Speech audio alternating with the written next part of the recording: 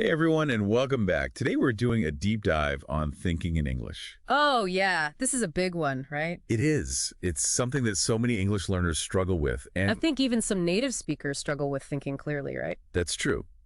But today we're focusing on English learners, Right. and we found this really cool YouTube video. I saw that one. Yeah, it lays out this method to rewire your brain in 4 stages, to actually think in English rather than translate in your head. And I think that's what's so cool about it. It's like rewiring your brain. It's not just about learning vocab. It's a whole different approach. Exactly. And apparently it uses the world around you as your classroom.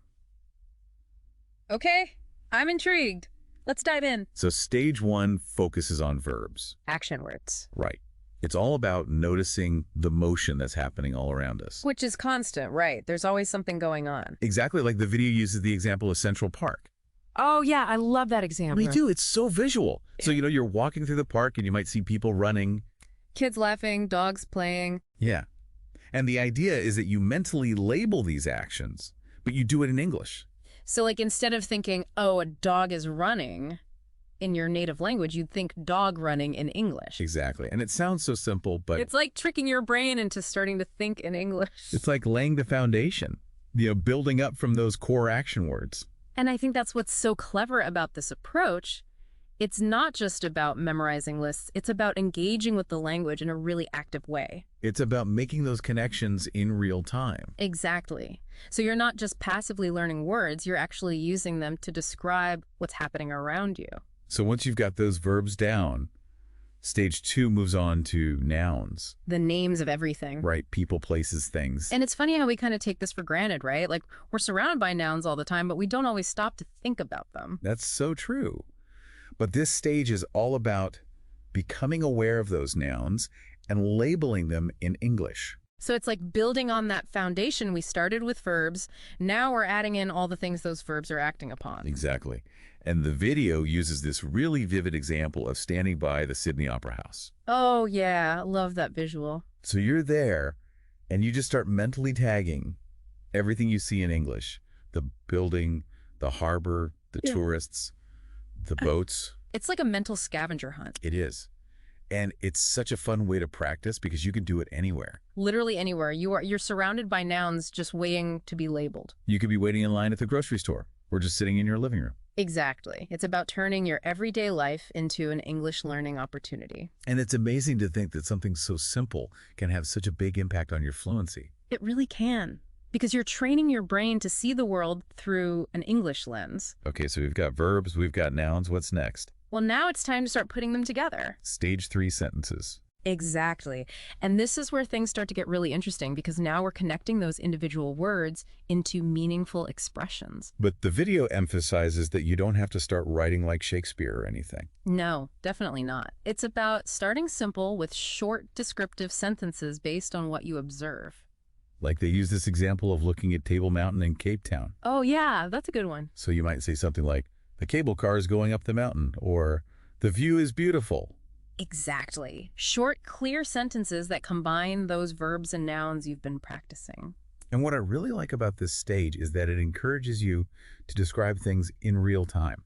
Yeah, it's not about translating from your native language. It's about forming those thoughts directly in English. Which is a huge step towards fluency, right? Huge. It's like you're training your brain to think in English on the fly. Okay, so we've got verbs, nouns, sentences. Are you ready for the final stage? Hit me with it. Stage 4, thinking in paragraphs. Oh, now we're talking. I know, right? That's where it all comes together.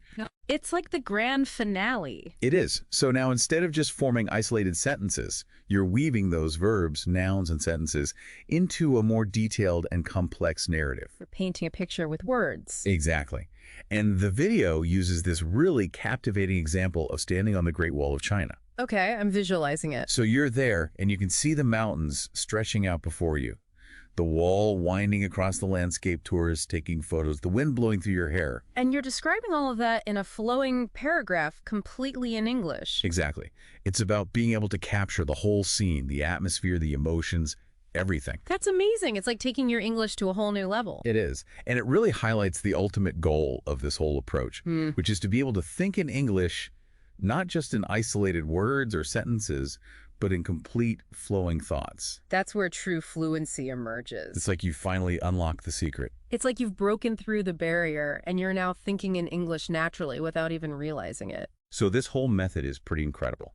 And it all starts with simply noticing the actions and things around you. It's so simple, yet so powerful. But I'm curious, why is thinking in English so crucial for fluency?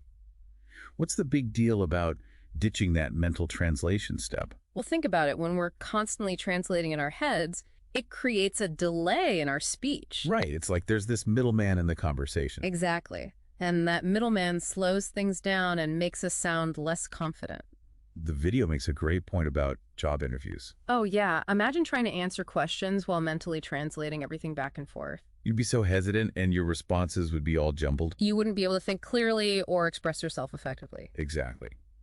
But when you can think directly in English, you eliminate that bottleneck. You can respond to questions spontaneously, express yourself more fluidly, and just feel more at ease in conversations. It's like you're finally free to just be yourself in English. It's like you're no longer held back by that mental translation barrier. And that's a beautiful thing. It is. It's like opening up a whole new world of possibilities. You know, it's like learning to drive. At first, you're thinking about every single step, the clutch, the gas, the mirrors. Oh, yeah. But then as you get more practice, it becomes automatic. You don't have to think about it anymore. You just do it. Right. It becomes second nature. And that's what we want to achieve with thinking in English. Yeah, making it automatic. Exactly. So to help us get there, the video offers some really practical exercises. I love that it's not just theory. It's about actually putting these concepts into practice. Exactly. And they're surprisingly simple but effective. Like what kind of exercises are we talking about? Well, one of them is spending a few minutes each day describing your surroundings in English. So just like looking around and saying what you see. Exactly. Like, the sky is blue, the traffic is loud, my coffee is hot. Just simple observations. Right. But by doing this, you're reinforcing those verbs and nouns, and you're getting comfortable forming sentences in real time. It's like turning your everyday life into a language lesson. Exactly. And it's something you can do anywhere, anytime. I like that it's so easy to incorporate into your routine. And they also suggest finding a photo and describing everything you see in detail. Oh, that's a good one. Or writing a journal in English, even if it's just a few sentences each day. It's all about consistency. Absolutely. And here's one that might sound a little silly, but it's actually incredibly effective. Okay, I'm intrigued. Talking to yourself in English. Wait, really? I know it sounds weird, but think about it. Okay. When you're talking to yourself, there's no pressure, no judgment. True, you can just let it all out. Exactly.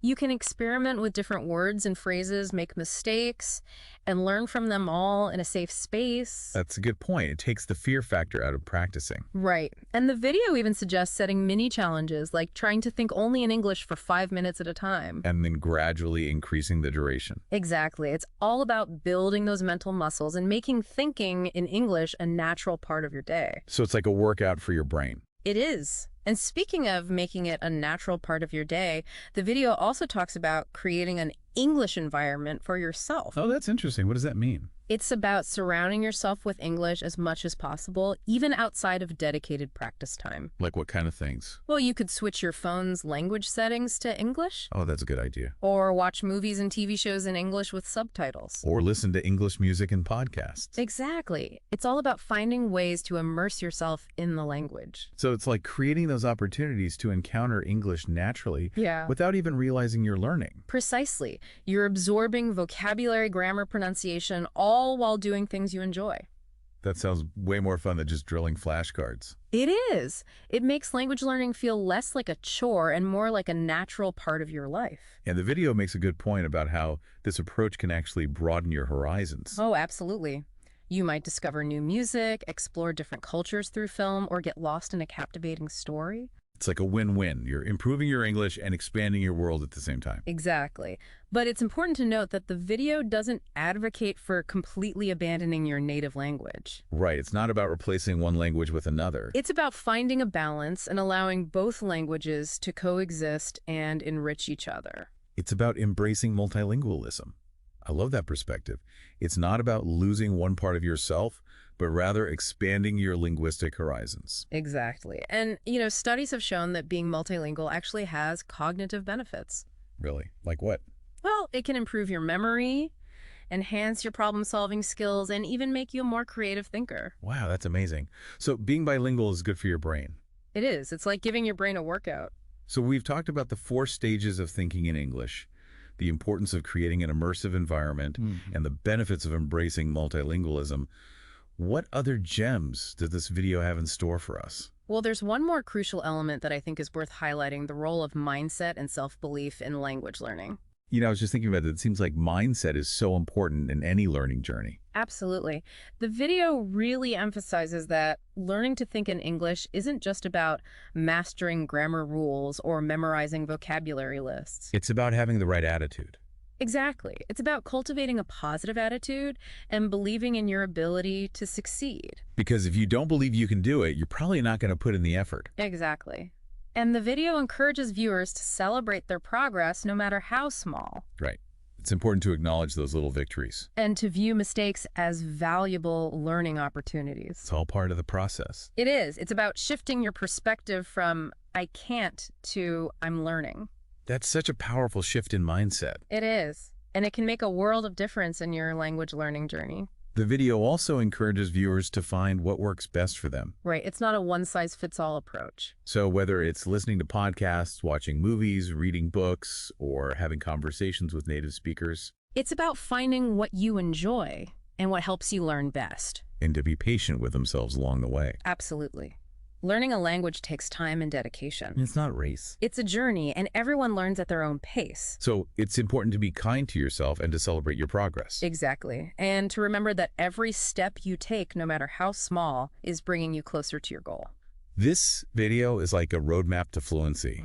It lays out the steps so clearly and encourages you every step of the way. It does. It's like having a personal cheerleader in your pocket. I love that analogy. But one thing I'm curious about, it mentions the importance of cultural immersion, but what does that really mean in the context of learning to think in English? That's a great question.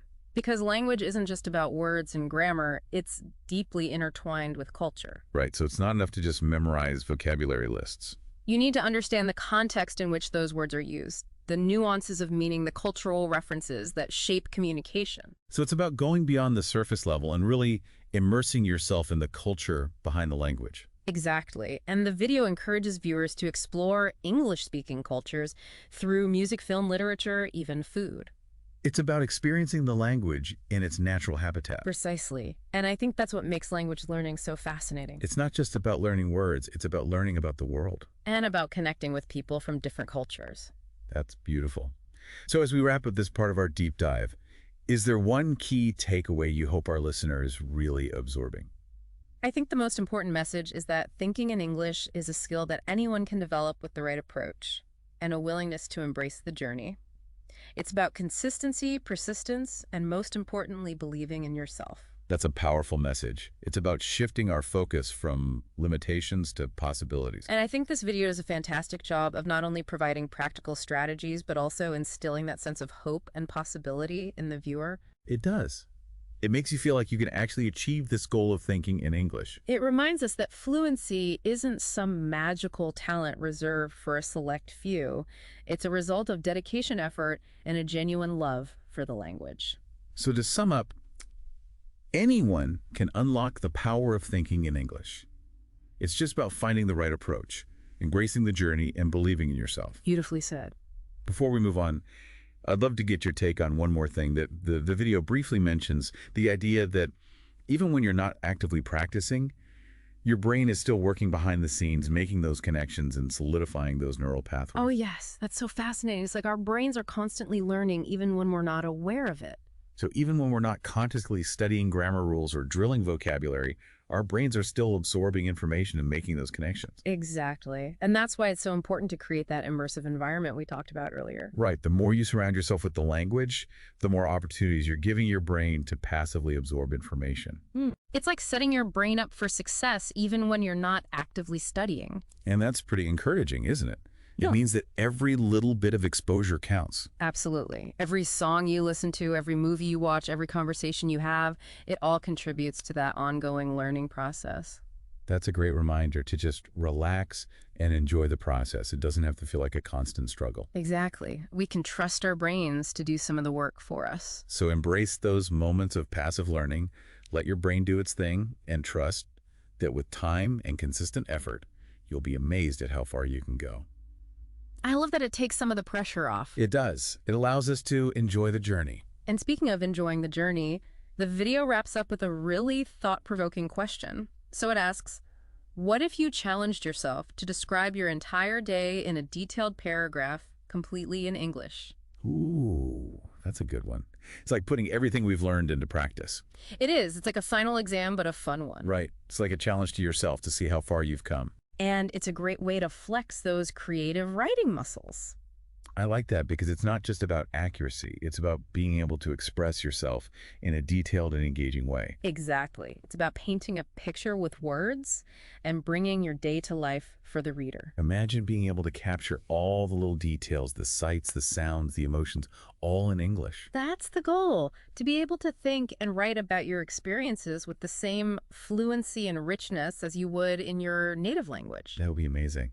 And I bet the more you do it, the easier it becomes. Absolutely. It's like any skill, the more you practice, the better you get. And as you become more comfortable thinking and expressing yourself in English, you'll start to see the world in a whole new way. That's the beauty of language learning. It opens up new perspectives and new ways of understanding the world around us. This has been such a fascinating deep dive. I feel like I've learned so much about thinking in English. Me too. It's been a great reminder that fluency is achievable for anyone who's willing to put in the time and effort. And that it's not just about memorizing rules and vocabulary. It's about rewiring your brain and embracing the journey. Exactly. It's about changing the way you think about language and about yourself as a learner. So as we wrap up this deep dive, what's the one key message you hope our listeners take away today? I hope they leave feeling inspired and empowered to start thinking in English, knowing that it's a skill that anyone can develop. Beautifully said. And that it's a journey worth taking. Absolutely. The rewards are endless. Well, that's it for today's deep dive on thinking in English. It's been a pleasure exploring this topic with you. Likewise. And to all our listeners out there, keep practicing, keep exploring, and keep believing in yourselves. You got this. Until next time, happy language learning.